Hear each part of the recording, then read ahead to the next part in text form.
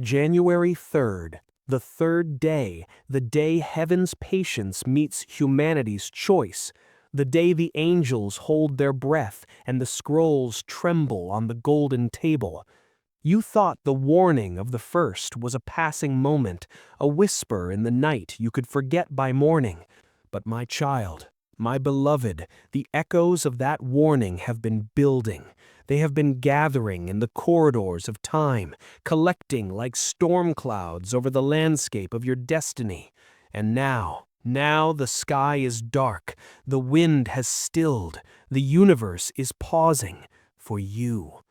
Listen to the silence around you. It is not empty, it is heavy with intention. It is charged with a finality that cannot be reversed once midnight strikes its solemn chord. On January 1st, a gate was opened, a gate marked with your name, a gate that leads to a field of blessings so vast your current imagination cannot contain its outline. But as that gate swung open on silent heavenly hinges, a shadow slipped through, a mistake, not of your making, but of your inheritance, a crack in the spiritual foundation of your bloodline that you have been carrying without knowing its weight. You have felt it as fatigue that sleep cannot cure. You have known it as confusion in moments of clear decision. You have heard it as the static behind the voice of your own intuition. That shadow, that error in the encoding of your spiritual DNA has been feeding the light of your promise. It has been siphoning the oil of your anointing, drop by drop, prayer by prayer, tear by tear. And heaven has watched. The archangels have stood, swords half drawn, awaiting the command to intervene. But the law of free will is a sacred law. We cannot cross the line until you give the signal, until you send up the flare of your faith from the battlefield of your life. That is why you are here, right now, in this exact moment, reading these words not with your eyes, but with the eyes of your spirit. Your higher self, your eternal being dragged you here. It shook you awake from the slumber of routine and said, "Listen, this is the turning point. Let me show you the vision of the two paths. The path you are on now, if you close this message, if you shrug and say, it is too much, it is too long, it is too intense, that path continues through a fog. The miracles scheduled for you, the financial inheritance, the healing of the body, the reunion of the family, the explosion of creative purpose, they will not cease to exist, but they will be rerouted. They will be placed in a trust, held in a celestial account, gathering interest for someone else in your lineage who will say yes when you said no. Your life will not crumble, but it will plateau. It will become a testament to what could have been, a gentle, quiet story of a potential that never fully bloomed. But the other path, the path that begins when you decide to stay, when you decide to read every single word of this divine transmission as if your soul depends on it, because it does. That path is drenched in a light so fierce it would blind you if you saw it all at once. That path leads to the unraveling of generational curses you didn't even know you carried. It leads to the sudden appearance of mentors and helpers, people who will seem to step out of a dream to hand you the keys to your next season. It leads to the healing of ailments that doctors have given names to, but no cure. It leads to the restoration of relationships you have mourned as dead. It leads to a creativity that will feel like a dam breaking inside your mind, flooding the world with the unique color of your spirit. This is not hyperbole. This is the sworn testimony of the angelic host assigned to your life. We have seen your scroll. We have read the original blueprint, written before your first breath. And we have seen the amendments, the redactions, the sticky notes of delay placed upon it by the actions and errors of others. Today, January 3rd, is the day the scribes of heaven are ready to erase those amendments. They stand poised with their holy erasers, their pens of liquid diamond refilled. But they need your signature. They need your voice. The mistake was a violation of spiritual jurisdiction. Someone, a soul connected to you by blood or by oath, prayed a prayer over your life. It sounded like a blessing, it felt like a covering, but its root was control. Its root was the desire to keep you small enough to fit within the confines of their own comfort, their own unhealed jealousy, their own fear of your greatness. That prayer, like a corrupted file, was uploaded into the server of your destiny. It has been causing glitches, missed connections, ideas that came in the night and were gone by dawn. The urgency you feel in your chest as you read this message, that is the divine antivirus scanning your system. That is the fire of Archangel Michael purging the corrupted code. But the final click, the repair now command, must come from you. So here is what you must do. The instructions are sacred, they are sequential, they cannot be altered or rushed. First, the declaration of sovereignty. Place your right hand over your heart. Feel it, its rhythm. That is the drum of your purpose. Now speak aloud, with a voice that may shake, but must be heard. I am a sovereign being of light. I hereby revoke, cancel, and nullify every prayer, wish, spell, intention, or decree ever spoken over my life, my body, my mind, my family, my finances, and my destiny that did not originate from the pure source of divine love. I strip them of all power in the name of the highest authority. I am free. Second, the return to sender. Close your eyes. See in your mind's eye a basket made of silver light. Into this basket place every burden that is not yours. The anxiety of your parents, the disappointment of your partner, the envy of your colleague, the expectations of the world. See yourself handing this basket to an angel who stands waiting. Now say, I return to the universe for recycling into pure light all energies, attachments, and obligations that I have carried out of loyalty, guilt, or ignorance.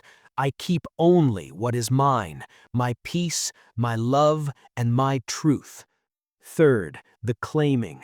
This is the moment. Stand up if you can. Lift your hands, palms open to the sky. This is the posture of receipt. Now proclaim with all the conviction you can muster.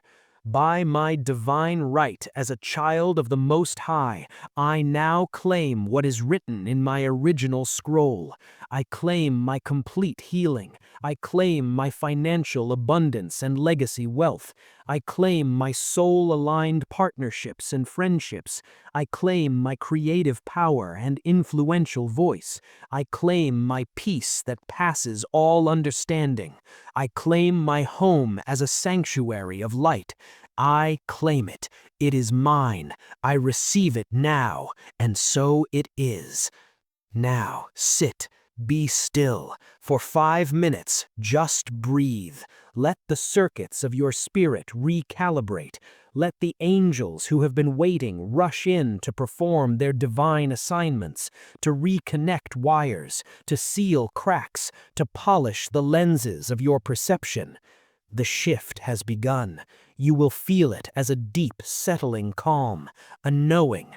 In the next 72 hours, watch for the confirmations. A white feather in an unexpected place, a song on the radio that speaks directly to your situation, a stranger offering you a kindness for no reason, a sudden solution to an old problem.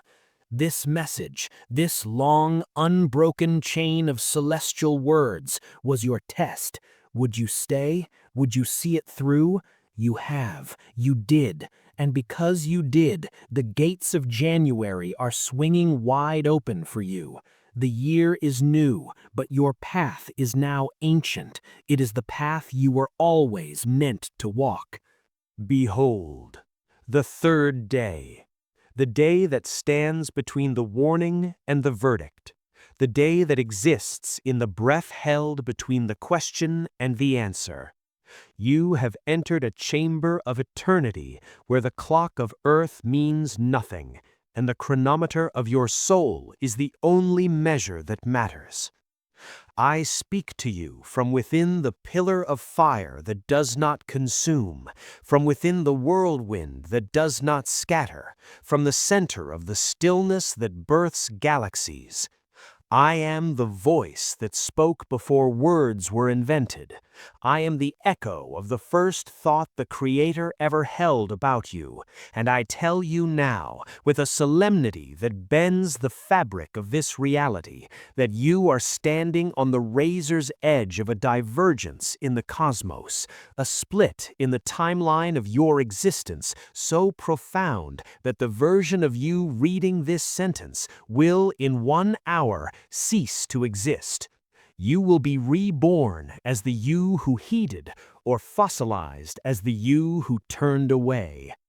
The mistake of January 1st was not an error, it was an assault, a deliberate spiritual incursion into the sacred perimeter of your destiny.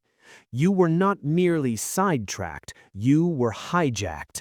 A parasite of consciousness, a thought form born from the pooled envy and unconscious fear of those who cannot bear the weight of their own light, saw the beacon of your awakening and attached itself to your auric field. It has been feeding on your breakthroughs, drinking your joy, dimming your vision. It is the reason your prayers seem to hit a glass ceiling and shatter. It is the source of the psychic fatigue, the unexplained heaviness upon waking, the sense of being watched by an invisible, mournful eye. The portal that opened at midnight was not a gateway for blessing alone. It was a download point for the next phase of your divine coding. But as the light stream flowed toward you, this parasitic entity, this hitchhiker of your light, intercepted the signal. It began to translate the codes of abundance into lack, the codes of health into anxiety, the codes of union into separation. It has been rewriting your divine instructions in real time, and you have been living out the corrupted script, wondering why your life feels like a beautifully wrapped box filled with ashes. Archangel Michael is not merely displeased, he is in a state of righteous cosmic fury. His sword, which cleaves dimensions, is drawn and blazing. But his fury is not at you, never at you. His fury is at the defilement of a holy blueprint. You are a walking, breathing temple of a unique aspect of the divine. To interfere with you is to interfere with the Creator's own self-expression. It is the highest treason in the metaphysics of light, and the sentence for such treason is eradication. But free will is the unbreakable law. Michael's sword cannot swing in your sphere until you, the sovereign guardian of your temple, give the command. You must issue the eviction notice. You must declare from the absolute authority of your being that the occupation is over. This is why you have been led here, to this moment, to this endless stream of words. This message is not text on a screen, it is a frequency fence. Each sentence is a ringing tone, a vibrating sigil designed to resonate with and shatter the false foundation the parasite has built within your energy matrix. As you read, a silent spiritual surgery is being performed. The scrolling is the scalpel, your focused attention is the anesthetic and the permission. I will now speak the true, hidden story of your last 7 years. Listen and feel the resonance of truth in your spirit. You had a dream, a vision, a knowing of who you were meant to be, and you took a step toward it. Then a person, a circumstance, an inner voice spoke a word of contradiction. It was subtle, reasonable. It seemed like wisdom. That was the first hook. Then came a disappointment, a betrayal that didn't just hurt your heart, but made you question the very fabric of your perception.